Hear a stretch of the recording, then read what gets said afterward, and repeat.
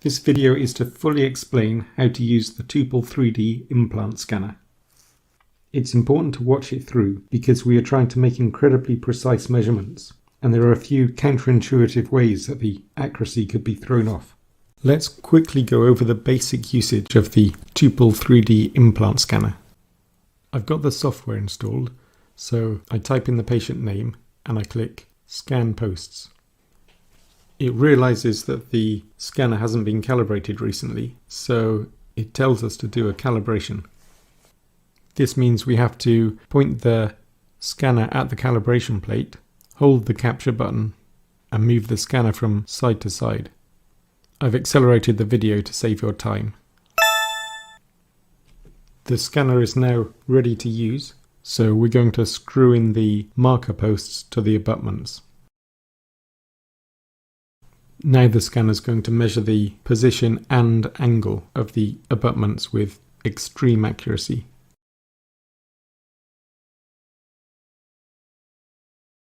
I'm telling the software that we need to scan 4 posts, and then we've got to point the scanner at the posts, hold the trigger, and move it around so it gets a clear view. As soon as the scanner screen goes back to green, it's done.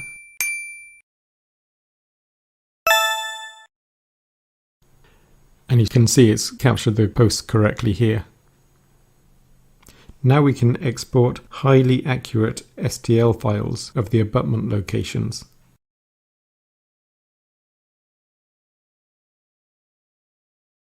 You can see them here, and now you're ready to carry on the design process in whichever software package you choose.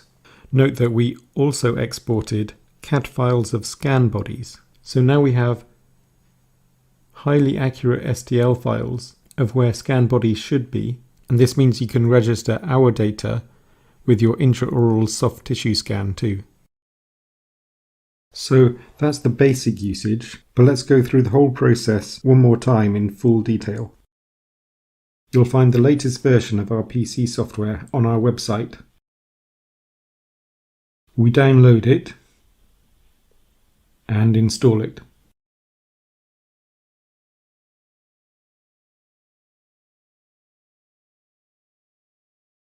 Now when we've run it, we have to set it up. The calibration plate number is found on the back of your particular calibration plate. It's important to get this right because every plate is different, and using the wrong plate number would result in a small but significant measurement error. The post set number will be found on your post holder, and you need to enter that so that the scanner knows which posts it's searching for when you do a scan. The purpose of the country code is so that it uses the right Wi-Fi frequencies for your country. So it should be set to GB for Great Britain or US for the United States, and so on. Okay, now let's have a look at the scanner. We have 2 cameras to make the 3D measurements, and some super bright green LED lighting to light the posts up. They are bright enough that if you intentionally stare at them, they may be harmful to your eyes. You shouldn't do this. But if your patient is sedated, or even if not, the red glasses block the light and make it safe and comfortable. So this is the shutter button that you hold when you're calibrating or scanning, and the power button on the other side is a push to switch it on and a long push to switch it off. When you switch it on, the screen will turn green when it's booted up and ready to go. To connect the scanner, you can use Wi-Fi or USB. USB is fast, especially for calibration, but then Wi-Fi is the most convenient for scanning. If you want to connect by Wi-Fi, you also have to connect the laptop Wi-Fi to the scanner Wi-Fi. So if you go to your Wi-Fi network, when the scanner is switched on, you'll find that it has created a Wi-Fi network called Implant Scanner. So connect your laptop to this. The password is shown on the screen. Now when you use the scanner, it will connect via the Wi-Fi. Now a very useful tip. You might find that you've lost your internet connection because you're connected to the scanner Wi-Fi. What you can do about this is you can use the Wi-Fi dongle that's provided with the scanner. And when you do that and go to your Wi-Fi network, you'll find that now you have Wi-Fi 1 and Wi-Fi 2. Wi-Fi 2 is the dongle that you just plugged in, so you can keep your laptop connected to the Wi-Fi network for internet, and you can use the dongle to connect your laptop to the scanner, both at the same time. When you're putting the posts in, you can tighten them finger tight. They stop suddenly, and they should now be accurately positioned. That said, it requires a certain engineering touch to know how much you can tighten them, and we certainly wouldn't want you to over-tighten them and damage the patient's abutments. So to be sure, you can use a torque wrench and set it to 9 Newton centimeters. Also be sure not to screw the posts in at an angle. This is the wrong way. You could cross-thread the screw and cause abutment damage. This is the right way. You keep them straight as you screw them in. Each post has a unique dot pattern, so you can put any post in any position and the scanner will work out where they all are. Let's take another look at calibration. When you're asked to calibrate the unit, the scanner starts up showing 4 faint dots, and you should align these with the 4 big dots on the calibration plate. There are actually 2 cameras and so 2 images. Note that if you are too close, you have no chance to line up the big dots for both cameras. It's the same if you are too far back. But when you are at the right distance, everything lines up pretty well. So then you press and hold the shutter button to start capturing. While capturing the calibration plate, you have to move from side to side, about ± 30 degrees, making sure to keep the big dots in view of both cameras at all times. The green bar on the laptop should go across the screen, and then calibration capture has finished. If it fails, it probably means that you collected too many images where the dots went out of shot. Calibration lasts for 1 hour. If you're wondering why it needs to be calibrated, it could be that the temperature changed since the last time it was calibrated, and to get down to 10 micron accuracy levels, even the slightest thermal expansion of the machine has to be accounted for. Be careful with your calibration plate, because it's quite easy to scratch, and this could reduce the accuracy of the scanner. However, the holder keeps it safe. If we take another look at scanning, the most important thing is to be at the right scanning distance. It's the same as for calibration. When you're at the right distance, the posts will be central in both images on the camera, and the dots on the posts will all be lit up green. It's a good idea to do a practice scan and measure out the ideal scanning distance so you can get a feel for the distance that you're aiming for. Let's have a look at this scan with 6 posts. It's harder to capture 6 posts because they block each other. So say I only go halfway round. Now you can see it's detected only 4 out of the 6 posts, and it shows up which posts have been detected on the screen. On the screen, while you're scanning, you'll see that brightly coloured posts are found and done. Dim coloured posts have been found, but the scanner needs to collect more data to get the full accuracy. So now I realise I'm missing 2 posts that haven't been captured yet. So all I have to do is move the scanner back into position, push the trigger again, and carry on scanning, this time going further round to get the other 2 remaining posts. And then you see now they've been captured and the scan ends automatically.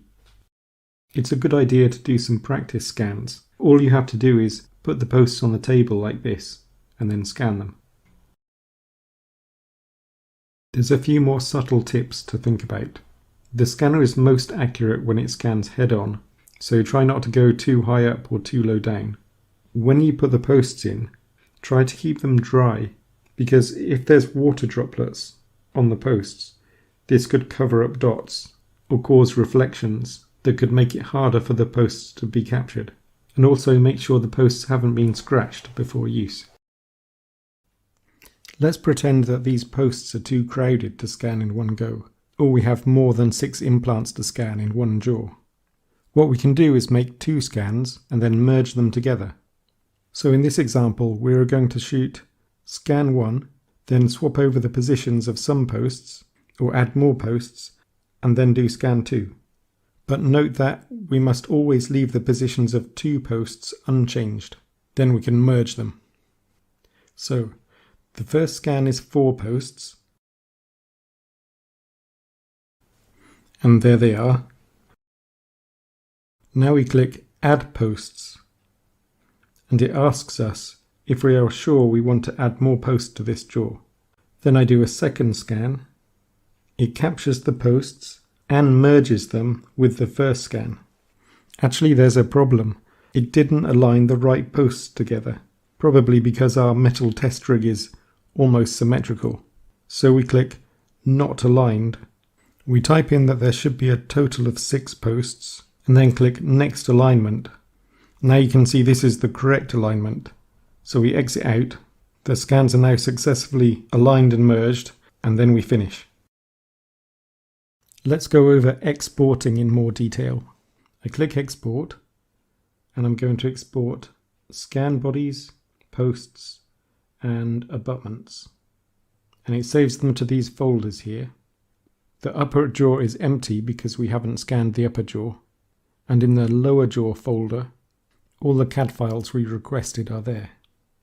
You can see the posts that were scanned, and therefore the system knows that the abutments must have been exactly underneath them, and the scan bodies would be directly on top of the abutments. So now we have accurately positioned CAD files ready for you to use. In addition, in the folder there is a text file that gives you the XYZ coordinates of each post and their 3 orientation angles, just in case you need the raw data. Normally we use the combined data files, as these contain all the data. If you did a merge, you would see scan 0 and scan 1 stored separately. Again, just in case you want to go right back to the original raw data.